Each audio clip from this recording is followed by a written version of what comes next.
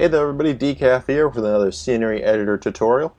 Today we're going to go over how to make elevation grids. Now you're going to use elevation grids to do a couple of different things, but it's really only limited by your imagination. The two most popular ways to use elevation grids are, number one, to make mountains, which is what they were originally intended to do. And then there's elevation grid buildings, which is a pretty neat way to make buildings that are low lag and you can have some nice colors with them. When I say low lag, you can have ground objects as buildings, but those typically induce more lag into the map that you're flying. So let's go ahead and look to make our elevation grid. It's going to be a little bit different than our rectangles and things like that, because we're not going to go into the object menu. We're going to go into the edit menu, go to insert, elevation grid. And now we get to have this new menu here, which is the number of grids in the X direction and the number of grids in the Z direction. So this is asking how many individual squares do you want. Now the more refined you want your terrain to be, the more grids you want.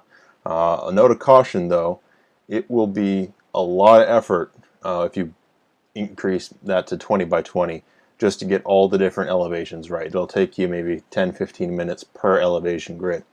So what I recommend you do is, rather than have a lot of unique elevation grids, have one or two elevation grids with a couple different colors that you can just paste around your map.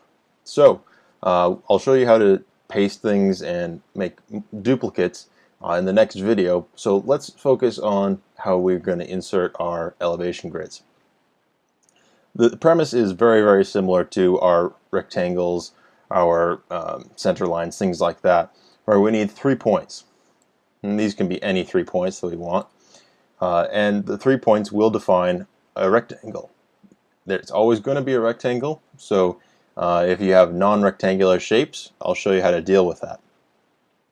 So you can see in here that we have a whole bunch of grids, and if we bump one of these numbers up, say to 15, you notice that that increases the area exponentially there. Well, not exponentially, it increases it. So what we got to do now, we have this all selected. You can see it in the blue there, but what we need to do is select a color. You can change this color later, but what I like to do is make this different than whatever other color you're using in your map. So for this, we're just going to use neon pink because it'll help make it stand out. So when we're all set, we're going to hit insert elevation grid, and you can see that we have our elevation grid here. Now we have it outlined in blue, which indicates the elevation grid, and we also have these little triangles and squares that got formed in. Each of these triangles represents a face, and there's two different ways that we can manipulate the elevation of our elevation grid. We can either manipulate them by the faces or the nodes. The nodes is a point, like where my mouse is right now, where several of these faces come together. The face you could just select and it would work there. So in order to select these, we got to escape out, and then we can just click and select different points. Now you can have both faces and nodes selected at the same time, but you're only going to manipulate one at a time through the option menus. So let's go ahead and just select a couple different points here. To select multiple points, you're going to hold down Control. If you release Control and click another point by accident, like this, all of your previous points are wiped out, so be very, very careful. So there we go. Here is what we want to increase. So we're going to go to Option, Elevation Grid, Move Selected Nodes, and then we're going to insert how we want. So let's just go 300 for now. We're going to hit Set, and you can see little blue lines sort of indicating where this is going to be. So if we start zooming around, we can see this. We hit space to accept, and there is our change. It looks kind of interesting. So that's how we deal with the nodes. But in this case, I selected 5 different nodes and moved them all to the same elevation. Now we could do the same thing. Let's see if I can get these faces selected here. I have to escape out. There we go. We could do the same thing. And let's deselect that face there. Just by selecting the faces. Now notice that I did not have to hold down Control to keep these guys going. The faces, you can just click and select however many you want. To deselect it, you just got to click on it again. It's a little bit easier to start out with the faces, and then as you want to become more refined in your manipulation of the different elevations, then you can go ahead and deal with the nodes. So a good strategy is to start with the faces, get everything into the rough position that you want, and then go and tweak it with the nodes. So now we have our three faces selected here. We'll go to Object, Elevation Grid, Move Selected Faces. And these, let's just drag them up a little bit. If we can click there, there we go. And as you can see here, once again, we have the little blue outline. We hit space to select and accept that. And we hit escape to go back to the edit mode.